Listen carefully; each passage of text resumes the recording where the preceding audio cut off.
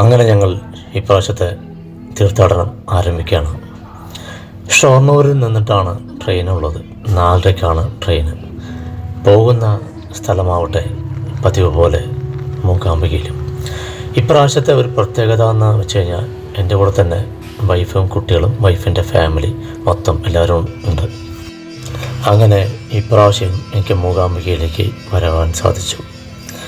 കഴിഞ്ഞ വർഷം ഞാൻ തനിച്ചാണ് വന്നിരുന്നത്. തനിച്ച് വന്നതിൻ്റെ ഉദ്ദേശം വേറൊന്നുമായിരുന്നില്ല, കൂട്ടച്ചാതിരിയിലായിട്ട് ഒന്ന് പോകണം എന്നുള്ള ഉദ്ദേശം മാത്രമായിരുന്നു തനിച്ച് വരാനുള്ള കാരണം. ഞങ്ങളിവിടെ വന്ന സമയം നമ്മൾ രഥോത്സവം നടക്കുന്ന സമയമായിരുന്നു. ഉത്സവ സീസൺ ആയതുകൊണ്ട് അത്യാവശ്യം തിരക്കുണ്ടായിരുന്നു. ഇതെൻ്റെ 2 കുട്ടികൾ, മൂത്താള് വേദലക്ഷ്മി, രണ്ടാമത്തെ ആൾ വിശ്വലക്ഷ്മി. ഈ അമ്പലത്തിൻ്റെ മുമ്പിൽ നിറയെ കടകളുള്ളതുകൊണ്ട്, കളിപ്പാട്ടങ്ങൾ വളരെ ഇഷ്ടം പോലെ ഉള്ളതുകൊണ്ട് കുട്ടികൾ ഏത് കടയിൽ കയറിയാലും ഓരോ സാധനങ്ങൾ എടുത്തുകൊണ്ടിരിക്കുകയായിരുന്നു. ഭാഗ്യത്തിന് എൻ്റെ കൂടെ മൊത്തം ഫാമിലി ഉള്ളതുകൊണ്ട് ഓരോരുത്തരായിട്ട് ഓരോ സാധനങ്ങൾ വാങ്ങിച്ചു കൊടുക്കുക ചെയ്തു. ഇല്ലെങ്കിൽ എൻ്റെ പോക്കറ്റ് ഏറെക്കുറെ 2 ദിവസം കൊണ്ടുതന്നെ മിക്കവാറും കാലിയാക്കിയിട്ടുണ്ട് കുട്ടികൾ. കാരണം ഓരോ കടയിൽ കയറുമ്പോൾ അവർ വാങ്ങിച്ചുകൊണ്ടിരിക്കുന്ന ഓരോ സാധനങ്ങളായിട്ട്. ഞങ്ങൾ അമ്പലത്തെ തൊഴുതതിന് ശേഷം നേരെ പോയത് സൗപർണികയിലേക്കായിരുന്നു. ഞാൻ കഴിഞ്ഞ വർഷം വന്നപ്പോൾ സൗപർണികയിൽ ഞാൻ പോയിട്ടുണ്ടായിരുന്നില്ല. പക്ഷേ ആദ്യ പ്രാവശ്യം വന്നപ്പോൾ 2019 വന്ന സമയത്ത് സൗപർണികയിൽ പോയിരുന്നു. ഇഷ്ടംപോലെ വെള്ളമായിരുന്നു. കാരണം കവിഞ്ഞൊഴുകായിരുന്നു സൗപർണിക നദി എന്നുള്ളത്. കാരണം ഫുള്ള് കലങ്ങി മറിഞ്ഞ് അങ്ങനെ പോയിക്കൊണ്ട് അത്രയും നല്ല കാരണം ആ മഴ സീസണിലായിരുന്നു ഞാൻ വന്നിട്ടുണ്ടായിരുന്നു. ജൂലൈ മിഡിലായിട്ട് വന്നിട്ടുണ്ടായിരുന്നു. ആ സമയത്ത് നല്ല മഴയുണ്ടായിരുന്നു. അതുകൊണ്ട് ഇഷ്ടംപോലെ വെള്ളം ഉണ്ടായിരുന്നു. അപ്പോൾ ഇവരും കൂട്ടി ഞങ്ങൾ നടന്നു വന്നുകൊണ്ട് ഞങ്ങൾ അടുത്താണെന്ന് കൊണ്ടാണ് നടന്നത്. നോക്കുമ്പോൾ നിറയെ ദൂരമുണ്ട്. കാരണം ഇതിലുള്ള മിക്കവരും സീനിയർ സിറ്റിസൺസാണ് ഉള്ളത്. അപ്പോൾ എന്താണെന്ന് വെച്ച് കഴിഞ്ഞാൽ അവർക്കൊക്കെ നടന്ന് തളർന്നു. ഞങ്ങൾ കുറേ സമയം സ്പെൻഡ് ചെയ്തു. എന്നിട്ട് അവിടെ നിന്ന് ഞങ്ങൾ നേരെ ഉച്ചയ്ക്ക് ഭക്ഷണമെല്ലാം കഴിച്ചതിന് ശേഷം നേരെ പോയത് കുട്ടജാദ്രിയിലേക്കാണ്.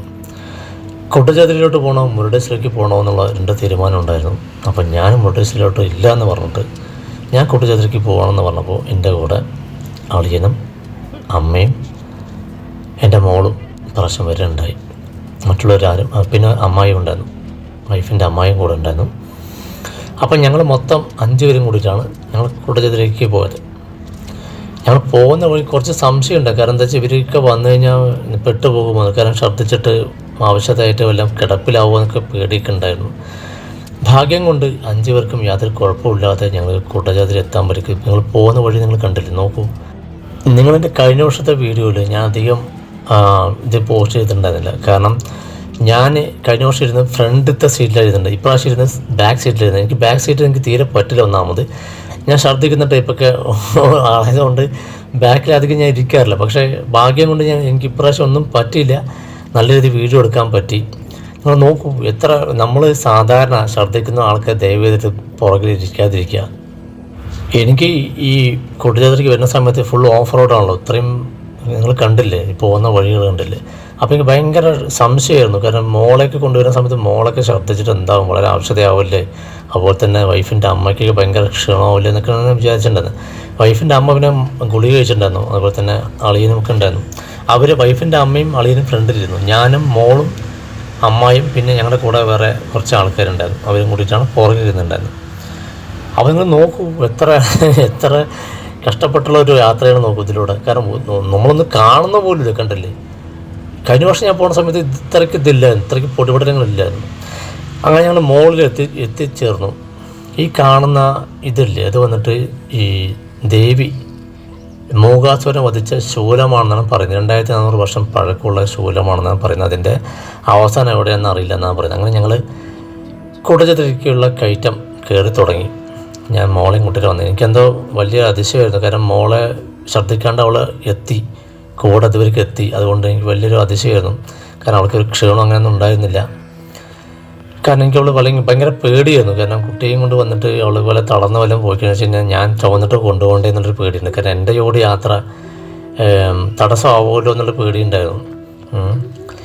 അതെന്തോ ഭാഗ്യം കൊണ്ട്, ദൈവയുടെ അനുഗ്രഹം കൊണ്ടും ജഗദ്ഗുരുവിൻ്റെ അനുഗ്രഹം കൊണ്ടും കുട്ടിക്കൊന്നും സംഭവിച്ചിട്ടൊന്നുമില്ല. കൂടെ വന്നപ്പോൾ അമ്മയ്ക്കാണെങ്കിൽ ശരി, അളിയനാണെങ്കിൽ ശരി, ആർക്കും ഒരു ബുദ്ധിമുട്ടുണ്ടാവില്ല. ബുദ്ധിമുട്ടില്ലാതെ ഞങ്ങൾക്ക് മല കയറാൻ സാധിക്കുന്നുണ്ട്. ഇപ്പോൾ ഇതിലൂടെ ഞാൻ മുമ്പ് പറഞ്ഞിട്ടുള്ള പോലെ തന്നെ ഇത് മഴക്കാലത്ത് വരികയാണെങ്കിൽ കുറച്ചുകൂടി കാണാൻ കുറച്ച് ഭംഗി. കാരണം ഇപ്പോൾ ഞാൻ കഴിഞ്ഞ വർഷം വന്ന സമയത്ത് നിറയെ കോടയും മറ്റൊക്കെ ഉണ്ടായിരുന്നു, ഇത്രത്തോളം വെയിലില്ല. പക്ഷേ ഇപ്രാവശ്യം വന്ന സമയത്ത് നല്ല വെയിലുണ്ടായിരുന്നു. മുകളിൽ കോടയുടെ ഇതൊന്നും ഇല്ലായിരുന്നു, ഫുൾ ഡ്രൈ ആയിരുന്നു അവിടുത്തെ സ്ഥലം എന്നുള്ളത്. കഴിഞ്ഞ വർഷം അങ്ങനെ ആയിരുന്നു. ഞാൻ കഴിഞ്ഞ പ്രാവശ്യം വന്ന സമയത്ത് ഇങ്ങനെ ഇല്ലായിരുന്നു, ഒരു ചെറിയൊരു പച്ചപ്പ് ഉണ്ടായിരുന്നു. അത് മാത്രമല്ല കോടയുടെ ഇതൊക്കെ ഉണ്ടായിരുന്നു, ഇത്രത്തോളം വെയിലും ഇല്ലായിരുന്നു. പക്ഷേ ഇപ്രാവശ്യം വന്നപ്പോൾ ശരിക്കും നല്ല പെട്ടുപോയി, വെയിലൊക്കെ ഉണ്ടായിരുന്നു അത്യാവശ്യം. ഞാൻ കുട്ടിയും കൊണ്ട് ഞാനും മോളാണ് ഫസ്റ്റ് നടക്കുന്നുണ്ട്. കാരണം അളിയൻ വന്നിട്ട് അമ്മയും വിളിച്ചിട്ടാണ് വന്നിട്ടുണ്ടായത്. കാരണം വഴി നിങ്ങൾ നടക്കുന്ന വഴി നിങ്ങൾ നോക്കൂ, കണ്ടില്ലേ, ഒന്ന് സ്ലിപ്പായി കഴിഞ്ഞു വെച്ചാൽ നമ്മൾ താഴത്ത് വീഴും. അത്രത്തോളം ഡേഞ്ചറായിട്ടുള്ള സ്ഥലങ്ങളും. കാരണം അത് റോഡ് അങ്ങനെയൊന്നും അല്ല, പ്രോപ്പറായിട്ടുള്ള റോഡ് അങ്ങനെയൊന്നും അല്ല. നമ്മൾ പിടിച്ചിട്ട് തന്നെ ചില ഏരിയയൊക്കെ എത്തുന്ന സമയം നമ്മൾ പിടിച്ചിട്ട് തന്നെ കയറേണ്ടതായിട്ട് വരും. പ്രായമുള്ളവരൊക്കെ പ്രത്യേകം ശ്രദ്ധിച്ചിട്ട് വേണം ഇതിലൂടെയൊക്കെ പോകാനായിട്ട്. പിന്നെ എനിക്ക് കുട്ടിയുടെ കാര്യത്തിൽ ഇപ്പോൾ കുറച്ച് അഡ്വഞ്ചറായിട്ടുള്ള ആളായതുകൊണ്ട് എനിക്ക് ഭയങ്കര പേടിയുണ്ടായിരുന്നു. കാരണം ഒരു ഓട്ടവും ചാട്ടമൊക്കെ ആയിട്ട് നടക്കുന്ന ആളായതുകൊണ്ട് ഇതൊക്കെ കയറി വരുന്ന സമയത്ത് എന്തെങ്കിലുമൊക്കെ ഒരു അപകടങ്ങൾ വല്ല കാണിച്ചു പോകുന്നൊക്കെ പേടിയൊക്കെ ഉണ്ടായിരുന്നു.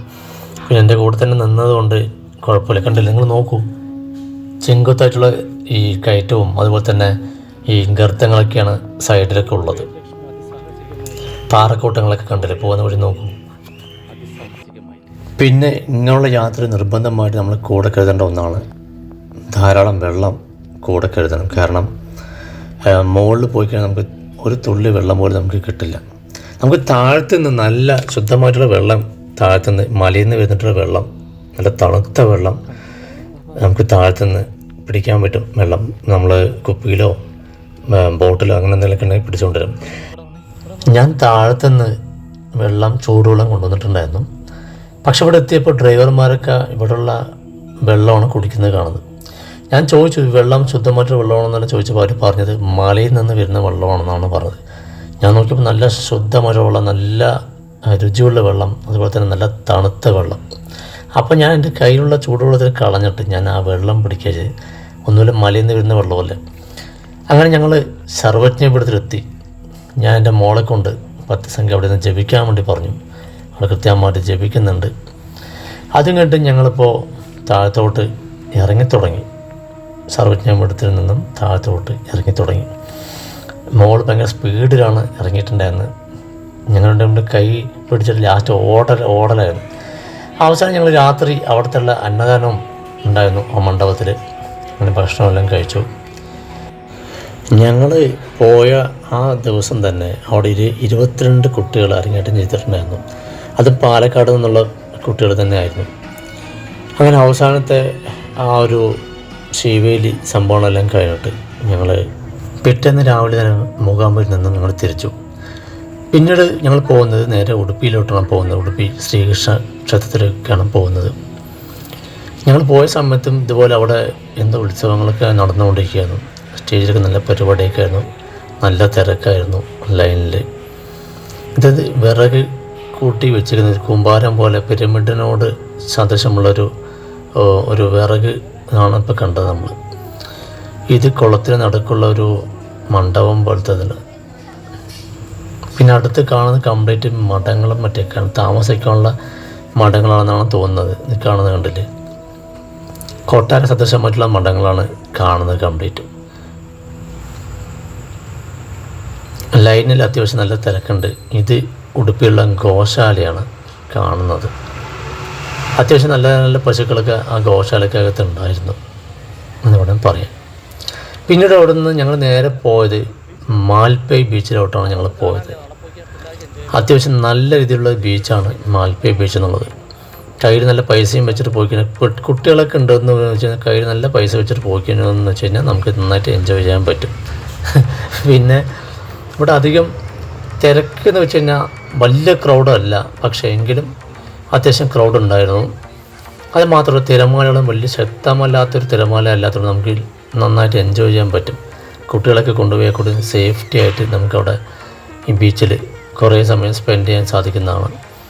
കാരണം ശക്തമായിട്ടുള്ള തിരമാലകളൊന്നും അല്ല, അതുകൊണ്ട് നല്ല രീതിയിൽ നമുക്ക് എൻജോയ് ചെയ്യാൻ പറ്റും. പിന്നെ ഇത് കണ്ടില്ലേ ഈ റൈഡ്, അതിന് വന്നിട്ട് 150 റുപ്പീസ് മറ്റാണ് അതിന് റൈഡ് വരുന്നത്.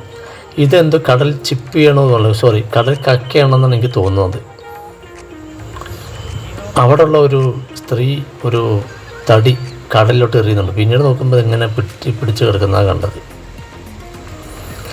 എന്തായാലും എൻ്റെ കുട്ടികൾ നന്നായിട്ട് എൻജോയ് ചെയ്തു ബീച്ചിൽ വന്നിട്ട്. നല്ല രീതിയിലുള്ള, പ്രത്യേകിച്ചും എസ്പെഷ്യലി എൻ്റെ മൂത്ത മോൾ, ഈ കാണുന്നതാണ് മൂത്ത മോള്. അവൾക്ക് ഭയങ്കരമായിട്ട് ഇഷ്ടപ്പെട്ടു ബീച്ച്. അവൾക്ക് പൊതുവേ ഇങ്ങനെ അഡ്വഞ്ചറസ് സംഭവങ്ങളും കൂടുതൽ ആക്ടിവിറ്റീസ് കൂടുതൽ ചെയ്യുന്ന ഒരാളായതുകൊണ്ട് ഇതുപോലെ സംഭവങ്ങൾ കിട്ടിയ ഭയങ്കരമായിട്ടുള്ള അറുമാദിക്കലായിരുന്നു ബീച്ചിൽ. ചെറിയ മോളവിന് ഭയങ്കര സൈലൻ്റാണ്. ഒരു ഭാഗത്ത് ഇരുന്നിട്ടുള്ള കളിക്കുള്ളൂ. മേലിറങ്ങിയിട്ടുള്ള പരിപാടികൾക്കൊന്നും അധികം മുതിരാറില്ല കുട്ടി. മറ്റേ കുട്ടീനെ പോലെ അല്ല. അതുകൊണ്ട് വളരെ സൈലൻ്റായിട്ട് ഒരു ഭാഗത്തിരുന്ന് കളിച്ചോളും. കുറച്ച് ബൊമ്മ കൂടെ കണ്ടു വെച്ചാൽ സൂപ്പറായി. കടലിലായതുകൊണ്ട് ഒരു ബൊമ്മ കൊടുക്കാൻ വേറെ വഴിയില്ല. കണ്ടില്ല, തിരമല കണ്ടില്ല. അധികം ഹൈറ്റിലുള്ള തിരമലകൾ അങ്ങനെയൊന്നുമല്ല, വളരെ മൈൽഡായിട്ടുള്ള തിരമല വരുന്നത്. നമുക്ക് നല്ല രീതിയിൽ നമുക്ക് എൻജോയ് ചെയ്യാൻ പറ്റും.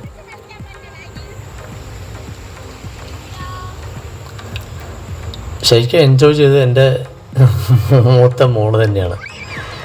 ചെറിയ മോള് അവളുടേതായിട്ടുള്ള രീതിയിൽ എൻജോയ്മെൻ്റെല്ലാം ചെയ്തു. ഞാൻ അത്യാവശ്യം നല്ല രീതിയിൽ ആസ്വദിക്കാൻ പറ്റി ബീച്ച് എന്നുള്ളത്. നമ്മുടെ കോളം ബീച്ച് പോലെയല്ല ഈ ഒരു ബീച്ച്. നല്ല ഒരു ഇതുണ്ട്, നമുക്ക് എൻജോയ് ചെയ്യാൻ പറ്റുന്ന ഒരു ബീച്ചാണ്. ഫാമിലിയായിട്ട് പോകാൻ പറ്റിയ നല്ലൊരു ബീച്ച് തന്നെയാണ് മാൽപ്പേ ബീച്ച് എന്നുള്ളത്. പിന്നെ അവിടുത്തെ സ്റ്റാളും മറ്റൊക്കെ കുറച്ച് എക്സ്പെൻസീവ് ആണ്. പിന്നെ പൊതുവേ നമ്മളിപ്പോൾ ഏത് ബീച്ചിൽ പോകണം കുറച്ച് എക്സ്പെൻസീവ് ആയിരിക്കുമല്ലോ അവിടെയുള്ള സ്റ്റാളുകൾ. അതുപോലെ തന്നെ ഇവിടുത്തെ സ്റ്റാളും കുറച്ച് എക്സ്പെൻസീവ് മറ്റൊക്കെയാണ്. അപ്പോൾ നമ്മൾ ഫുഡൊക്കെ പരമാവധി പുറത്തുനിന്ന് കൊണ്ടുപോയി കഴിഞ്ഞാൽ നമുക്ക് സൂപ്പറായിട്ട് വരാൻ പറ്റും. അല്ലെങ്കിൽ കുട്ടികളൊക്കെ കൊണ്ടുപോയി കഴിഞ്ഞാൽ വെച്ച് കഴിഞ്ഞാൽ അവിടെയുള്ള സ്റ്റാളിൽ നിന്നൊക്കെ എന്തെങ്കിലുമൊക്കെ വാങ്ങിച്ച് വെച്ച് നല്ല വിലയുണ്ട്. ഒന്നാമത് കണ്ടില്ലേ, തിരമാലകളൊക്കെ വളരെ ചെറിയ തിരമാലയാണ്. നല്ല ഉയർന്നിട്ടൊരു തിരമാല, നല്ല ശക്തമായിട്ടൊരു തിരമാലകൾ അങ്ങനൊന്നും തന്നെ ഇല്ല. കണ്ടില്ലേ, നല്ല രസമുണ്ടായിരുന്നു ഈ ബീച്ചിൽ സ്പെൻഡ് ചെയ്യാൻ പറ്റും. നല്ല വൃത്തിയുണ്ടായിരുന്നു. പിന്നെ ബീച്ച്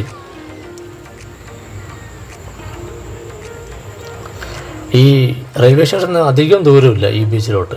കുറേ ബീച്ചുകളുണ്ടെന്ന് പറയും, 2-3 ബീച്ചുകളുണ്ടെന്നെല്ലാം പറയും. പക്ഷേ ഞങ്ങൾ തിരഞ്ഞെടുത്ത ഈ ബീച്ചാണ്. റെയിൽവേ സ്റ്റേഷൻ കുറച്ച് അടുത്തായതുകൊണ്ട് ഞങ്ങൾക്ക് പോയിട്ട് വരാനുള്ള സൗകര്യം ഉള്ളത് കൊണ്ടാണ് ഞങ്ങൾ ഈ ബീച്ചിലോട്ട് വന്നത്. അപ്പോൾ ഞങ്ങളുടെ ലഗേജ് കംപ്ലീറ്റ് ഞങ്ങൾ റെയിൽവേ സ്റ്റേഷനിൽ വെക്കുകയാണ് ഉണ്ടായത്. അത് അവർ ലോക്ക് ചെയ്യണമെന്നും പറയുന്നുണ്ടായിരുന്നു. ലഗേജ് കംപ്ലീറ്റ് ലോക്ക് ചെയ്താൽ മാത്രം വെക്കുള്ളൂ എന്നെല്ലാം പറഞ്ഞു. അതുപോലെ ഞങ്ങൾ റെയിൽവേ സ്റ്റേഷനിൽ ലഗേജ് വെച്ചിട്ടാണ് ഇങ്ങോട്ട് വന്നത്. നായ കണ്ടല്ലേ,